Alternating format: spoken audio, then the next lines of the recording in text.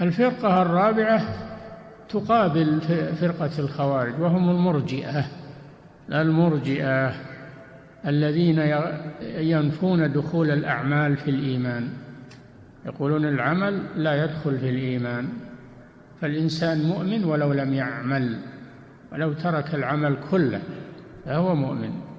سموا مرجئة من الإرجاء وهو التأخير، لأنهم أخروا العمل عن مسمى الإيمان. وهم فرق، أشدهم الجهمية الذين يقولون إن الإيمان هو مجرد المعرفة في القلب، مجرد المعرفة في القلب، فإذا عرف بقلبه فهو مؤمن ولو لم يعتقد، يكفي أنه يعرف فقط، فهذا مؤمن عند الجهمية، مجرد المعرفة. الإيمان عندهم مجرد المعرفة. الفرقة الثانية الأشاعرة الذين يقولون الإيمان هو الاعتقاد بالقلب، ولا يدخل فيه قول اللسان ولا عمل الجوارح، يكفي أنه يعتقد بقلبه فقط فيكون مؤمنا. والفرقة الثالثة تقابلهم، وهم الكرامية الذين يقولون إن الإيمان هو النطق باللسان ولو لم يعتقد بقلبه، الإيمان هو النطق باللسان ولو لم يعتقد بقلبه. والفرقة الرابعة مرجئة الفقهاء الذين يقولون الإيمان هو الاعتقاد بالقلب مع النطق باللسان ولو لم يعمل. كلهم يتفقون على أن العمل لا يدخل في الإيمان، لكن يختلفون في مذاهبهم في عمل القلب وقول اللسان. وهؤلاء مرجئة الفقهاء، وهم أخف فرق المرجئة. هذا والله أعلم قصد المؤلف، أن أصول الفرق هذه الأربع، أصول الفرق هذه الأربع: الشيعة، القدرية، الخوارج، المرجئة. هذا الطرف الثاني المقابل للخوارج، المرجئة. سموا مرجئة من الإرجاء وهو التأخير، لأنهم أخروا الأعمال عن مسمى الإيمان، أخروا الأعمال عن مسمى الإيمان، فقالوا الأعمال لا تدخل في الإيمان، فلذلك سموا بالمرجئة. فلو أن الإنسان آمن بقلبه أو آمن بقلبه ونطق بلسانه ولم يفعل شيئا، لم يصلي، لم يزكي، لم يأتي بالأوامر، لم يتجنب المحرمات، فهو مؤمن عندهم كامل الإيمان. وهذا مذهب باطل، هذا مذهب باطل فيه تعطيل الأعمال نهائيا. نعم. ولا تك مرجيا لعوبا بدينه، لأن المذهب مذهب الإرجاء تلاعب بالدين. يكون مؤمن ولو لم يعمل شيئا، ولو ترك الصلاة والصيام، ولو ترك الصلاة والزكاة والصيام والحج، ولو لم يعمل شيئا طول حياته، ولو فعل كل المحرمات، فإنه مؤمن عندهم، وهذا مذهب باطل. ولذلك أصحاب الفسق وأصحاب المعاصي يفرحون بهذا المذهب، يفرحون به ويأيدونه، لأنه يصلح لهم، يعني يعملون ما يشاءون وهم على إيمانهم. عند المرجئة فأصحاب الأهواء وأصحاب الشهوات وأصحاب المعاصي يفرحون بهذا المذهب، فهو مبني على التلاعب بالدين والتحلل من الدين نهائيا. هذا ما يؤدي إليه هذا المذهب. نعم. المرجئة يلعبون بالدين ويعطلون الأوامر والنواهي، على هذا لا حاجة إلى الأوامر والنواهي،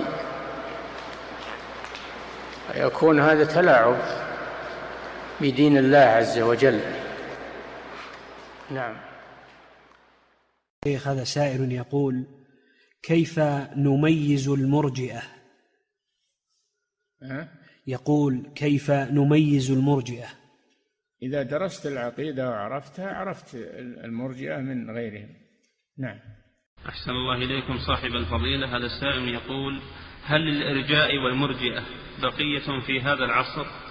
بلا شك، بكثرة بعد، موجودون بكثرة، ومذهبهم يصلح لأهل الفساد وأهل الشهوات، يقولون الحمد لله ما دام إننا مؤمنين وإننا من أهل الجنة ما علينا لو فعلنا ما فعلنا، وهو يصلح لأهل الشهوات وأهل الانحراف، يصلح لهم، يفرحون به، وله ناس يدعون إليه الآن. نعم. يقول: فضيلة الشيخ وفقكم الله، أيهما أشد وأخطر، مذهب المرجئة أم مذهب الخوارج؟ كلاهما خطير، كلاهما شديد،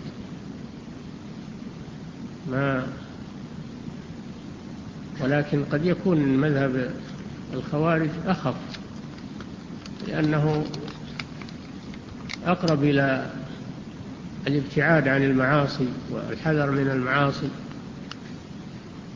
وأما وأقرب إلى التوبة، لأن الخوف يحمله على التوبة. لكن مذهب المرجئة هذا يجر إلى التساهل وعدم المبالاة بالمعاصي ويكسل عن التوبة، فهو أخطر. قال إبراهيم النخعي رحمه الله: لفتنة المرجئة أخوف على هذه الأمة من فتنة الأزارقة، كيف يكون ذلك؟ الأزارقة يعني الخوارج، الأزارقة يعني الخوارج، هذول الأزارقة. ومعنى كلام من؟ كلام إبراهيم النخعي. إبراهيم النخعي فلا يحضرني الآن. نعم، هذه أول مرة أسمعها. نعم. أحسن الله إليكم. يقول السائل: ما هو الأصح، قول العمل شرط صحة في الإيمان أو العمل من الإيمان وجزء منه؟ هذا كلام المرجئة اللي يقولون العمل شرط صحة أو شرط كمال، أو هذا كلام المرجئة. أما أهل السنة والجماعة فيقولون العمل من الإيمان، من الإيمان، لأن الإيمان قول باللسان واعتقاد بالقلب وعمل بالجوارح، ليس هو شرط فقط، إنما هو من الإيمان. فلا إيمان بدون عمل ولا عمل بدون إيمان. نعم. أحسن الله إليكم. ويقول بعض المنتسبين للعلم أن الإيمان هو قول وعمل واعتقاد، ولكن العمل فضل كمال. هذا هو نفس يدورون على هذا، يدورون على الإرجاء.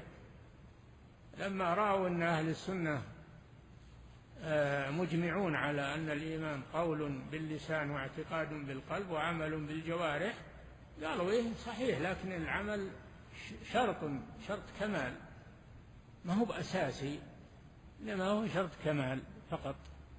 فتنة والعياذ بالله، هذه فتنة. نعم.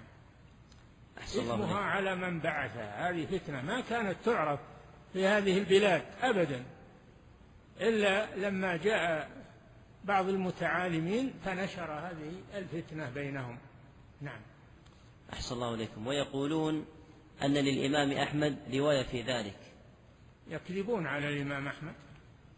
الإمام أحمد هو إمام أهل السنة والجماعة، وهم يقولون الإيمان قول باللسان واعتقاد بالقلب وعمل بالجوارح، يزيد بالطاعة وينقص بالمعصية. هذا كلام أهل العلم، الإمام أحمد وغيره.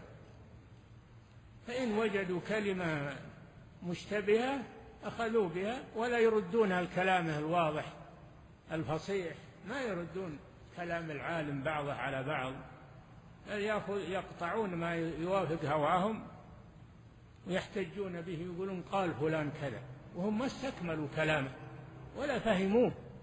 نعم.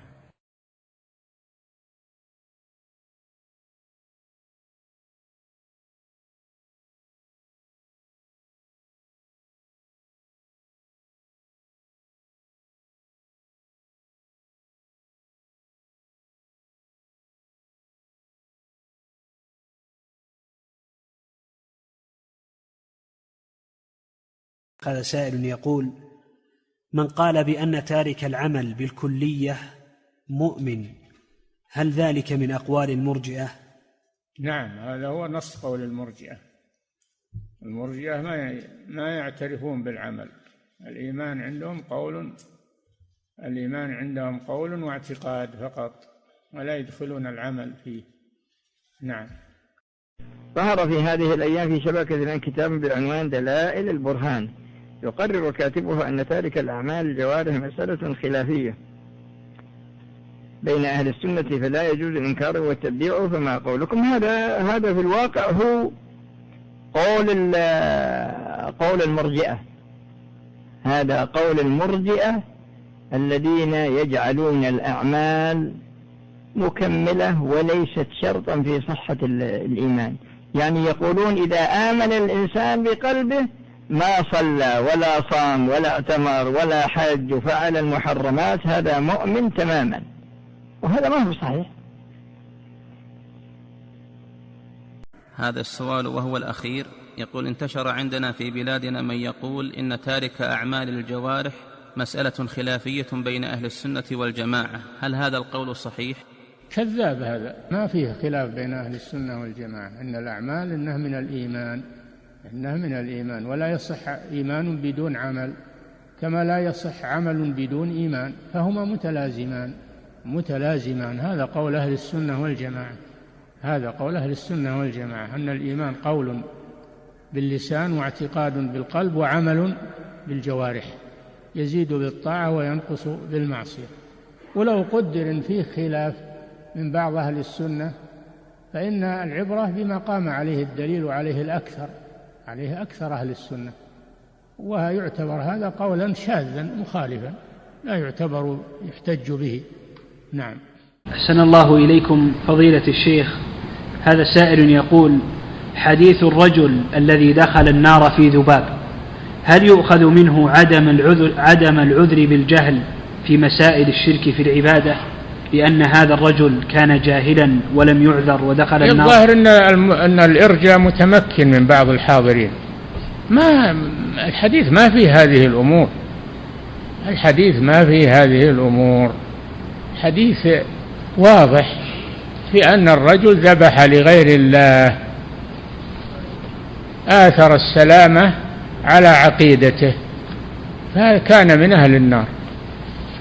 ولا ندخل بها الترهات والأسئلة الباردة. نعم. أحسن الله إليكم فضيلة الشيخ، هذا سائل يقول: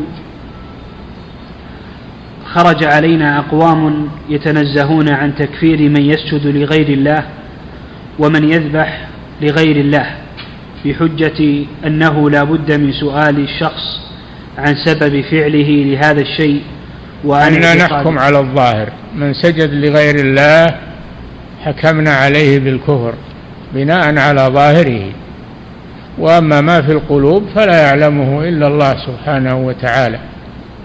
ما كلفنا أن نفتش القلوب، نحكم على الظاهر. من عمل الشرك حكمنا عليه أنه مشرك، ومن عمل الكفر حكمنا عليه أنه كافر. نعم. هذه طائفة المرجئة اللي ظهرت الآن هي اللي تقول الأقوال هذه. نعم. أحسن الله إليكم فضيلة الشيخ، هذا سائل يقول: قال المصنف رحمه الله تعالى: وفيه معرفة قدر الشرك في قلوب المؤمنين، كيف صبر على القتل ولم يوافقهم مع كونهم لم يطلبوا منه إلا العمل الظاهر، كيف يجمع بين هذا وبين قول النبي صلى الله عليه وسلم: إنما الأعمال بالنيات؟ وما قالوا اعتقد أن الذبح لغير الله يجوز، ما طلبوا منه الاعتقاد، طلبوا منه العمل والذبح لغير الله عز وجل، فوافقهم على ذلك. نعم. أحسن الله إليكم فضيلة الشيخ، هذا سائل يقول: هل الإجماع على أن من أشرك بالله شركا أكبر يسمى مشركا في الدنيا ولو كان جاهلا ويقول لا إله إلا الله؟ يا أخي، التوحيد من الأمور الظاهرة، ما هو بخفي حتى يعذر بالجهل، هذا من الأمور الظاهرة. والقرآن ينادي بتحريم الشرك ولعن المشركين والوعيد عليهم بالنار. ما هو بخفي، التوحيد ما هو بخفي، والشرك ما هو بخفي، من الأمور الظاهرة التي جاء التحذير منها في الكتاب والسنة وإجماع الأمة. نعم.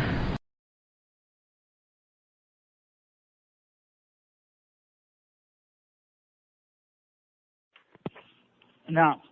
السلام عليكم ورحمة الله وبركاته. وعليكم السلام ورحمة الله وبركاته. كيف حالكم شيخنا عبد العزيز؟ حياكم الله يا مدحت. شيخ، عندي سؤالان مهمان إن شاء الله. أحسن الله إليكم. حصلت فتنة كبيرة عندنا في فرنسا ونحتاج إلى جواب واضح مفصل إن شاء الله يا شيخنا. فيقول بعض الإخوة المنتسبين إلى منهج السلف أن التكفير خاص بأهل العلم الكبار، وهكذا مطلقا. إذا رأيت رجلا وهو ينتسب إلى الإسلام يسجد لغير الله أو يذبح لغير الله أو يستغيث بغير الله من الأموات أو يدعو الأموات، يقولون أن لا يجوز لنا أن نعتقد كفره وأنه مسلم حتى يحكم عليه أحد المشايخ. وطبعا نحن نتكلم عن العقيدة ولا عن تصريح بكفره ولا عن حكمه في الآخرة ولا عن تنزيل أحكام المرتد كاستحلال الدم والمال. وأما الاعتقاد بأنه مشرك كافر مرتد عن الإسلام فهذا واجب علينا ولا بد أن نعتقد كفره، لأن التكفير يعني تكفير المشركين داخل في مسمى الكفر بالطاغوت، وهؤلاء يخوفون الناس بالتكفير كأنه مرض وكأنه من فروع الدين، حتى قال أحد منهم أنه لا يعتقد كفر الشخص الذي يسجد لغير الله ويذبح لغير الله وينكر بأن القرآن نزل على محمد صلى الله عليه وسلم، وكل هذا شيخنا في نفس الوقت. وأن هذا المعين الذي يشرك بالله فهو أخوه يصلي خلفه ويأكل ذبيحته إلى آخره من أحكام المسلمين، لأنه يقول لا إله إلا الله كما تقوله المرجئة الكرامية. فصار هؤلاء إلى عدم التكفير الروافض ويحكمون عليهم بالإسلام، فناقشناهم بالكتاب والسنة والإجماع، وأن المشرك لا يكون مسلما ولو كان جاهلا، وأن محل الخلاف هل يعذر في الآخرة إذا لم تقام عليه الحجة، وأما في أحكام الدنيا فإنه مشرك كافر بالإجماع. فالآن يرموننا بأننا تكفيريون أو من الخوارج إلى غير ذلك من الألقاب، ويتمسكون ببعض أقوال سماحة المفتي والشيخ الفوزان وكذلك الشيخ ابن باز التي تتعلق بحكم المرتد عند القاضي. ومن العجيب أن هؤلاء العلماء بيّنوا هذه المسألة بيانا واضحا، فما نصيحتكم لهؤلاء ولنا؟ نصيحتنا لكم أنكم على الحق، وأنه يجب عليكم أن تكفروا هؤلاء ما دام الأمر واضح. الشرك يدعو غير الله، يذبح لغير الله، ينكر أن القرآن نزل على محمد، هذا مشرك لا شك فيه ولا شك له. ولكن الكلام مثل ما تفضلت، يعني مثل ما ذكرت، الحكم في الآخرة هذا إذا لم تقم عليه الحجة. وأما القول بأنكم تكفيريون أو خوارج كل هذا باطل. هذا معناه عدم الكفر بالطاغوت، معناه ترك الشرك، معناه أنه ترك الشرك يسري بين الناس ولا فرق بين الموحد وبين المشرك، هذا باطل. بارك الله فيكم.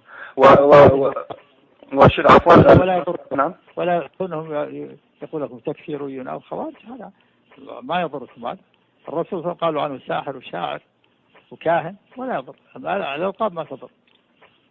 وأهل السنة من قديم يرمون بأنهم كذا وبأنهم نوابت وبأنهم كذا وبأنهم حشوية، ولا يضر.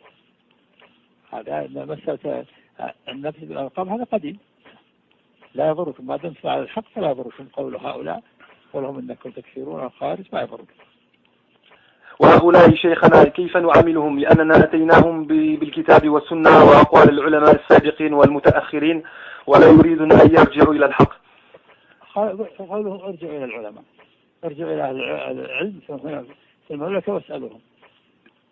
وشيخنا هل نصلي خلفهم؟ هل تجوز صلاة خلفهم؟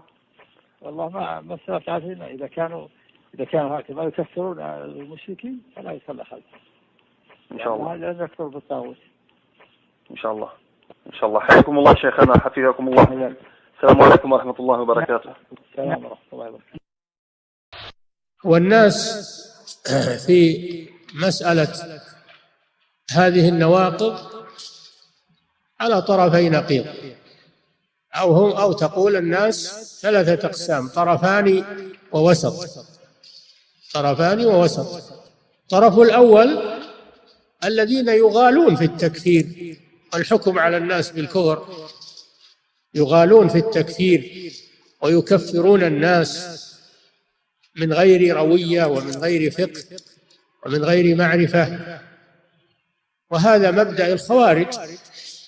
هذا مبدأ الخوارج الذين خرجوا في عهد النبي صلى الله عليه وسلم وفي عهد الخلفاء الراشدين وفي العهود السابقة، يكفرون المسلمين ويغالون في الكفر، فكل من خالفهم كفروه واستحلوا دمه. فالخوارج عندهم مبدأان: المبدأ الأول تكفير الناس، والمبدأ الثاني الخروج على ولاة أمور المسلمين وشق عصا الطاعة. هذا هو بسبب الغلو.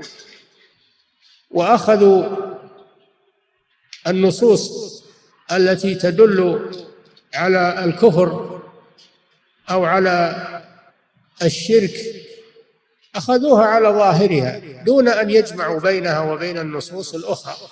فإن الكفر ينقسم إلى قسمين: كفر أكبر وكفر أصغر. والشرك ينقسم إلى قسمين: شرك أكبر وشرك أصغر. الشرك الأكبر يخرج من الدين وينقض الإسلام، والشرك الأصغر لا يخرج من الدين لكنه ينقص الإسلام والإيمان.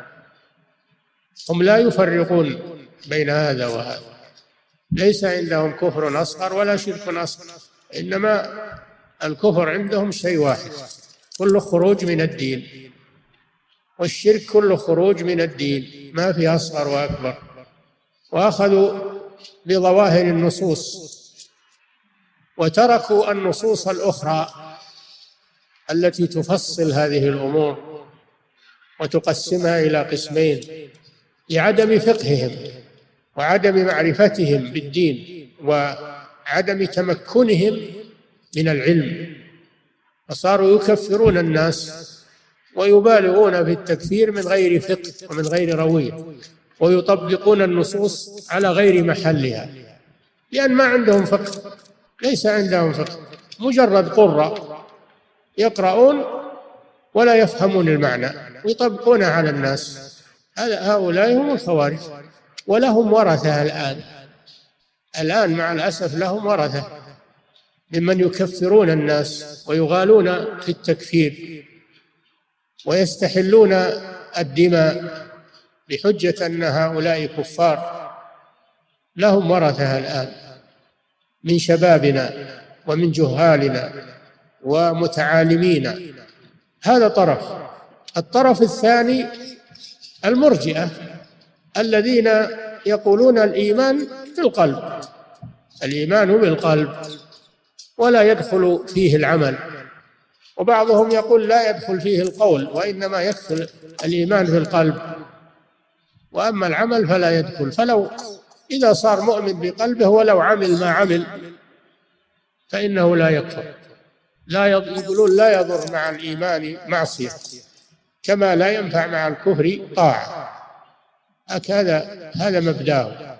وأخذوا بنصوص الوعد التي فيها وعد الله بالمغفرة والرحمة، ولم يأخذوا بنصوص الوعيد التي فيها التغليظ على الكفر والشرك والذنوب والمعاصي، فهم أخذوا بنصوص الوعد واعتمدوا على الرجاء فقط. وأولئك الخوارج أخذوا بنصوص الوعيد وتركوا نصوص الوعد والرحمة والرجاء، فأخذوا جانب الخوف واشتد بهم الخوف وغلبوا جانب التكفير على الناس واستحلوا دماءهم وأموالهم بهذا المذهب الفاسد. أما أهل السنة والجماعة فهم وسط بين المذهبين، مذهب المرجئة ومذهب الخوارج، يجمعون بين النصوص ويقولون إن الكفر في القرآن والسنة ينقسم إلى قسمين، والشرك في القرآن والسنة ينقسم إلى قسمين: كفر أكبر وكفر أصغر، وشرك أكبر وشرك أصغر.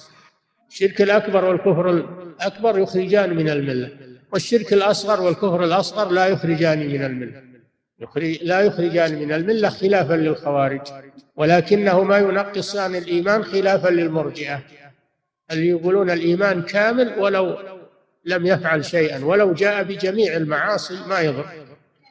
فهم في طرفي نقيض، وأهل السنة والجماعة ولله الحمد وسط، جمعوا بين نصوص الوعيد ونصوص الوعد، وجمعوا بين الخوف والرجاء.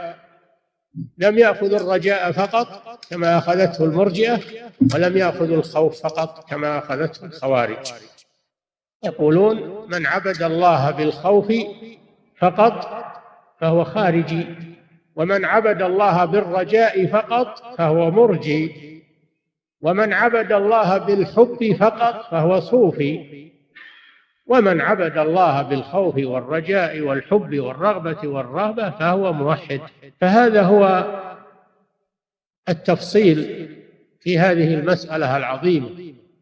معرفة هذه النواقض لها أهمية كبرى حتى يكون الإنسان على بصيرة، فلا يكون مع الخوارج ولا يكون مع المرجئة، وإنما يكون مع أهل السنة والجماعة الذين جمعوا بين النصوص عملا بقوله تعالى: هو الذي أنزل عليك الكتاب منه آيات محكمات هن أم الكتاب وأخر متشابهات، فأما الذين في قلوبهم زيغ فيتبعون ما تشابه منه ابتغاء الفتنة وابتغاء تأويله. الذين في قلوبهم زيغ هم الخوارج والمرجئة. الخوارج أخذوا بطرف، أخذوا بالمتشابه، والمعتزلة والمرجئة أخذوا بالمتشابه ولم يردوا المتشابه إلى المحكم، لأن القرآن يفسر بعضه بعضا ويبين بعضه بعضا. أما أهل السنة والجماعة والراسخون في العلم فأخذوا بالأمرين، ردوا المتشابه إلى المحكم وفسروا المتشابه بالمحكم، فاهتدوا إلى الحق. والراسخون في العلم يقولون آمنا به كل من عند ربنا، المحكم والمتشابه. وكلام الله لا يتناقض، وكلام رسوله صلى الله عليه وسلم لا يتناقض، فجمعوا بين هذا وهذا وفسروا هذا بهذا وقيدوا هذا بهذا. هذه طريقة الراسخين في العلم. أما أهل الضلال فإنهم يأخذون بطرف وهو المتشابه، فالمتشابه من آيات الوعيد أخذ بها المرجئة، المتشابه من آيات الوعد أخذ بها الخوارج، وضلوا عن سواء السبيل. فالخوف على المسلمين من ناحيتين: الناحية الأولى الجهل بهذه الأمور وعدم تعلمها وعدم التمييز بين الحق والباطل، والخطر الثاني القول على الله بغير علم. فإن كثيرا من المتعالمين اليوم تجرؤوا على مسائل كبار عظيمة من مسائل العقيدة، وصاروا يتكلمون فيها ويفتون فيها ويحكمون على الناس بجهل وضلال والعياذ بالله. فالواجب على المسلم أن يسلك طريق أهل الحق، ولكن هذا لا يمكن إلا بالتعلم، لا يمكن هذا إلا بالتعلم والتفقه في دين الله. ما يكفي حفظ النصوص، لأن يعني بعضهم يحفظ البخاري ومسلم والسنن ولكنه لا يفقه معناها ولا يدري ما تفسيرها، بل يفسرها من عنده، يفسرها بتفسير من عنده، أو يتلقى تفسيرها من أهل الضلال من الخوارج أو من المرجئة. هذا هو الخطر. فليس العلم بالحفظ فقط، العلم بالحفظ مع الفقه ومعرفة المعاني، والفقه لا يحصل إلا بالتعلم وتلقي العلم عن العلماء ومدارسته، هذا هو العلم الصحيح والفقه الصحيح. فيجب علينا أن نهتم بهذا الأمر اهتماما بالغا عظيما، لئلا نقع فيما وقعت فيه هذه الطوائف الضالة التي أصبح شغلها الشاغل الآن التناحر والتراشق بالكلام والتضليل والتبديع والتفسيق من غير بصيرة ومن غير علم ومن غير فقه، ولا حول ولا قوة إلا بالله العلي العظيم. هذا جانب عظيم يجب علينا أن نهتم به وأن نتنبه له، وأن لا نقتصر على المطالعة في الكتب أو حفظ المتون أو حفظ النصوص بدون فقه لمعانيها وتبصر في أحكامها وتفاصيلها. الخوارج ما ضلوا إلا بهذه الطريقة، بالحفظ بدون فهم. ولهذا يقول الإمام ابن القيم فيهم: ولهم نصوص قصروا في فهمها فأتوا من التقصير في العرفان. عندهم نصوص وعندهم حفظ، يقرؤون القرآن الليل والنهار ويصلون الليل كله ويصومون، لكن ما عندهم من الفقه ميزان حبة خردل، ولذلك وقعوا فيما وقعوا فيه. الفقه أمره عظيم، وهو فهم. الفقه هو الفهم، فهم النصوص على ما جاءت عن الله ورسوله وتطبيقها على مواقعها الصحيحة. ابن الجوزي رحمه الله يقول إن المفتي بمنزلة الطبيب، لا بد أن يعرف الدواء أولا ثم يعرف المكان المناسب للدواء. المكان المناسب للدواء، ما يكفي أنك تعرف الدواء وكل مريض تعطيه دواء ما يطابق له، لا، ما يصح، هذا يموت. لا بد أنك تعرف مركبات الدواء أولا، ثم تعرف العلة التي في المريض وتعطيها من الدواء ما يناسبه. فإذا وافق